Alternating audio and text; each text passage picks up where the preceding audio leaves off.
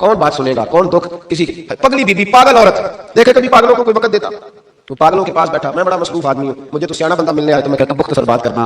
एक पगली बीबी आई, पागल, हजरत अनस कहते हैं आके खड़ी कहने या रसूलल्लाह मुझे काम है, पागल औरत। तो नबी करीम सल्लल्लाहु अलैहि वसल्लम ने कहा क्या काम है? तो उसके मोहल्ले के लोग खड़े हो गए, कहने लगे हुजूर छोड़ेंगे तो दीवानी है, ऐसी बातें करती रहती है। जनाब अनस बिन मालिक फरमाते हैं हुजूर नाराज हुए, फरमाया तुमसे बात कर रही है कि मुझसे कर रही है? करने दो बातें, क्या बात है बता?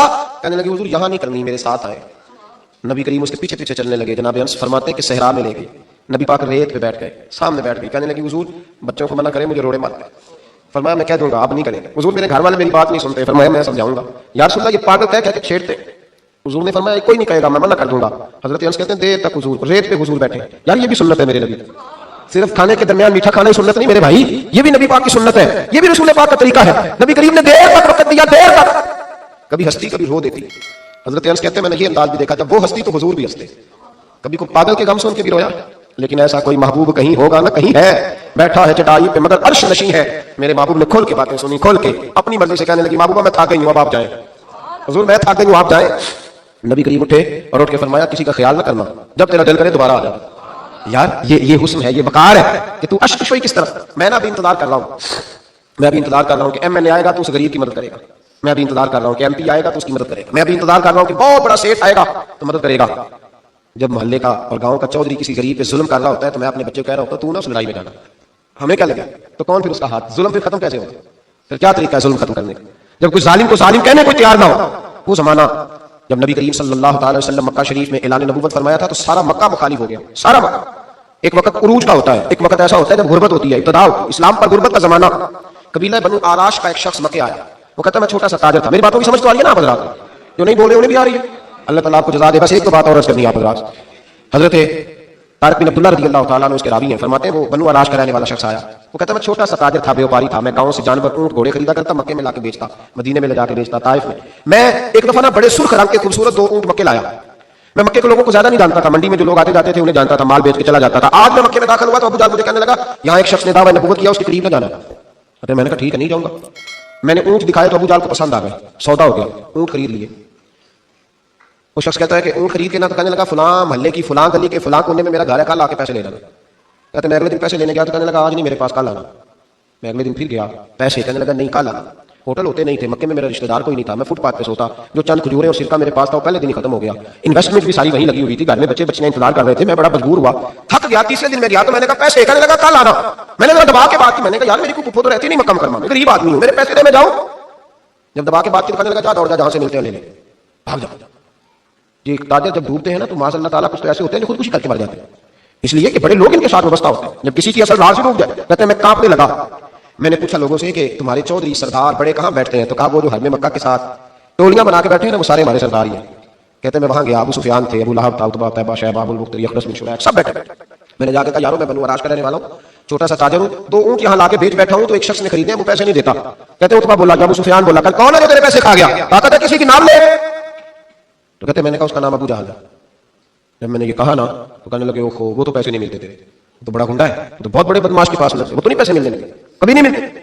फरमाते हैं मैं कांपा, अब तो मेरी उम्मीदें टूटने लगी, अब मेरे आंसू छलकने लगे। तो एक शख्स ने ना मजाक किया, इधर देखिएगा मेरी तरफ, मजाक किया। कहते हैं सामने ना खाना काबा की दीवार के साथ टेक लगा के रसूल पाक तशरीफ फरमा थे, नबी करीम बैठे हुए थे, नबी करीम।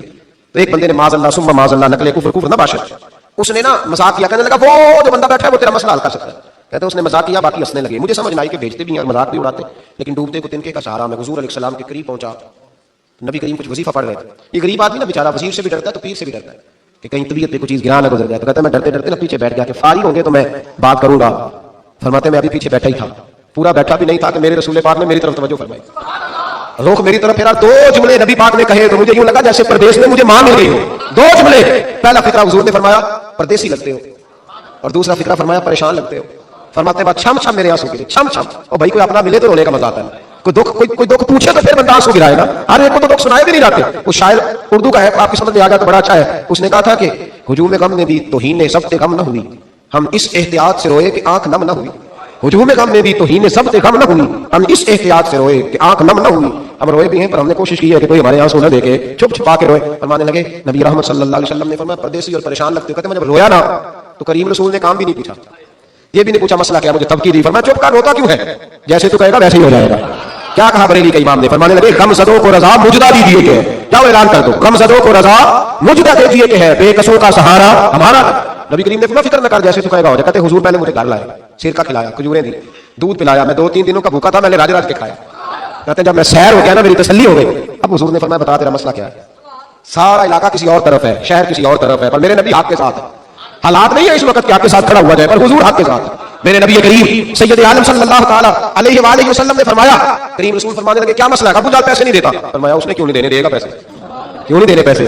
کچھ لوگ شرافت کو بزدلی سمجھتے ہیں۔ وہ ایک درویش تھا تو کسی نے سخت بات کر دی تو کہنے لگا میرے ساتھ سخت بات نہ کر، ایک سیٹ تے پکھڑا کوار گندل اسی اور بھی بوٹیاں جانے، ایک سیٹ تے پکھڑا کوار گندل تے اسی۔ اور اس کا ترجمہ اقبال نے بھی کیا، اقبال کہنے لگے ہو ہلکا یارا تو بریشم کی طرح نرم، پر رزم حق و باطل ہو تو فولاد ہے وہ، رزم حق و باطل ہو تو اشداء علی الکفار، رحماء بینہم، کافر پہ سخت اور آپس میں رحم دیجیے، اصول ہے مومن کا۔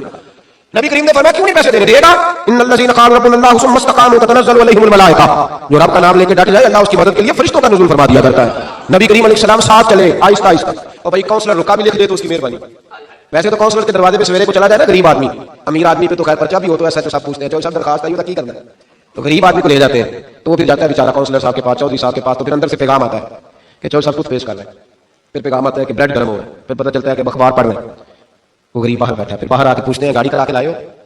وہاں کیسے جانا ہے؟ بادشاہ مان کری نہ وارسا دا، رب بے وارسا کر کے مار دائی، بے پرواہی ویک سجن دی جتھے کسے بھی پیش نہ جاوے، انہیں تاجا والے در در رولے، تاجا والے در در رولے تے منگتے تخت بٹھاوے، وہ سجنا کسی نو کارا مل گئی، کوئی کعبے وہ خالی آوے، ڈر اس کی بے نیازی سے۔